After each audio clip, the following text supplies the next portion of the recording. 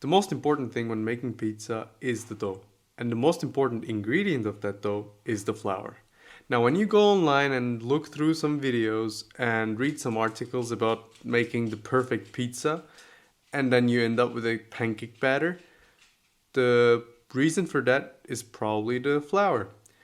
And yes, you can go online, order some expensive pizza flour from Amazon, or you can go through tens of different pizza flours that supermarkets have to offer. But for me, that has not really been successful so far. So I get my flour from distributor here in Austria. The shop is called Pizzeria. I will link it down below, and he has an amazing selection of flour, and it's not flour that you would find in like a wholesaler's. It's like really special flour that he gets imported from Italy, and I'm really happy with that flour. But you might not want to buy 25 kilos of flour. I have 25 kilos of flour, but I use it, and there's a high chance you're not going to use 25 kilos of flour. And here in Austria and Germany, there's a brand called Finis Feinstes. They have recently released a flour called Bio Pizzamehl, which translates to organic pizza flour.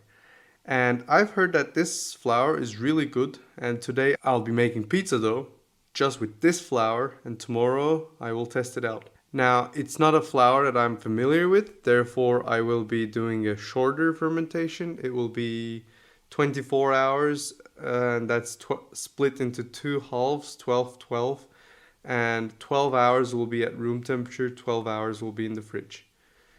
This flour is really fine. I believe it is 00, but it could be something else. I will try 67% hydration, which basically means for every kilo of flour, I will put 670 milliliters of water. Now, you might think that this percentage thing is a little too exact. Can you not give me a recipe with like cups? 2-3% of hydration difference, which in this case would be about 20-30 milliliters of water, can make an absolute mess.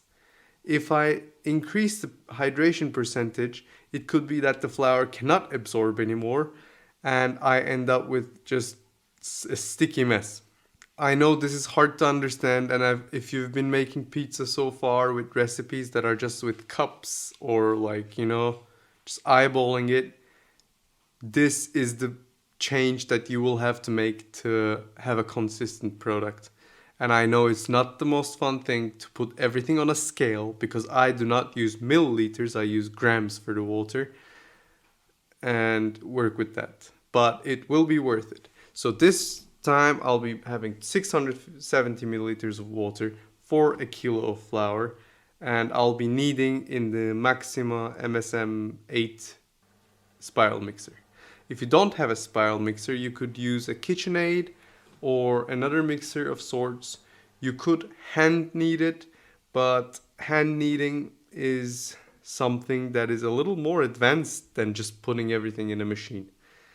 But there is enough stretch and fold videos online, there is enough hand kneading videos online, but just be aware that you need to be really kneading it for a long time, and it needs to be cold. It needs to be colder than what you think it should be.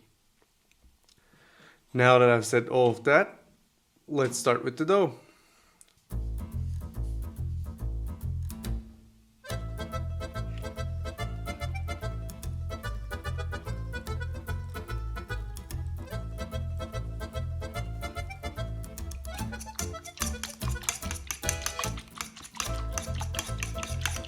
Just a quick disclaimer here, I am actually using a sourdough that is maintained with a different flour, so that will actually affect it a little bit, but it is such a little amount in this entire dough that I don't think it's that relevant. I just wanted to be transparent here, but I think you could just very easily replace the sourdough with normal yeast and you would get practically the same results.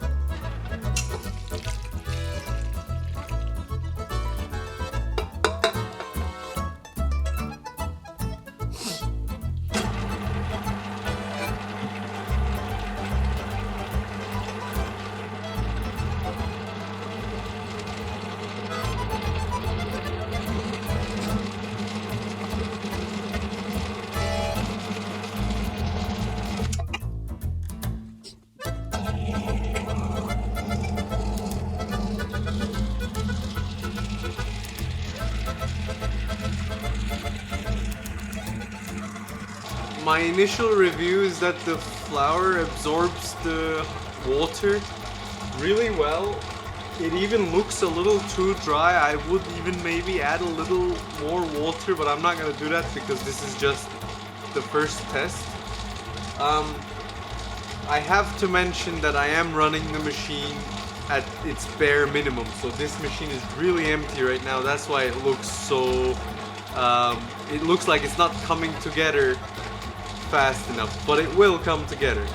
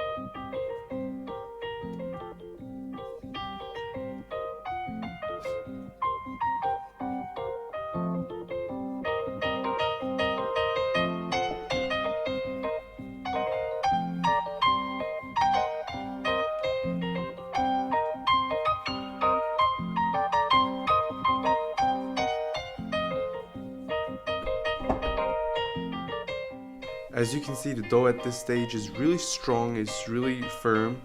It is a little too firm for my liking. It's a little surprising because at 67% hydration I thought this would be similar to any other supermarket flour that I could choose. Very wet, very sticky, but it was the exact opposite. It was really firm and it was really like Play-Doh. I don't know how to explain this, but you can see when I'm making the bowls that the dough is really not even sticking to itself, which is quite bizarre for me. I was really not expecting it, and this trend continued to the pizza making, and you will see that in a second.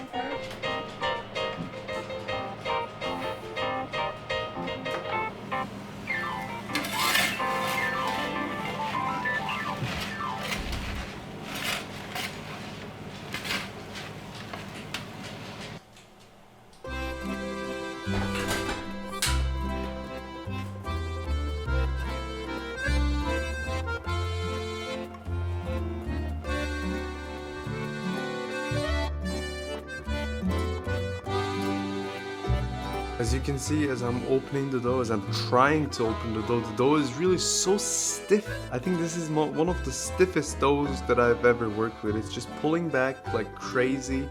I really struggled trying to make it bigger, and it was just pulling together non-stop.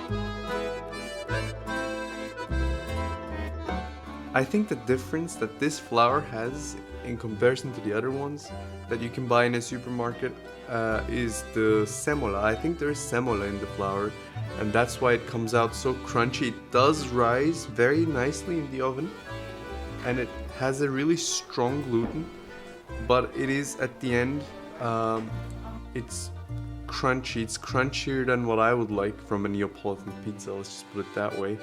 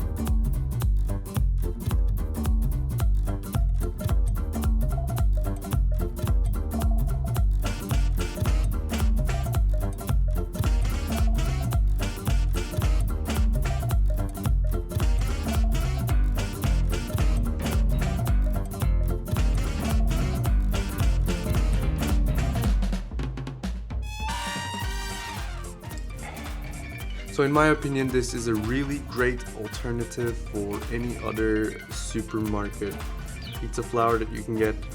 I have never used a supermarket pizza flour that has given me better results than this one. It is really strong, it is crunchy in the end.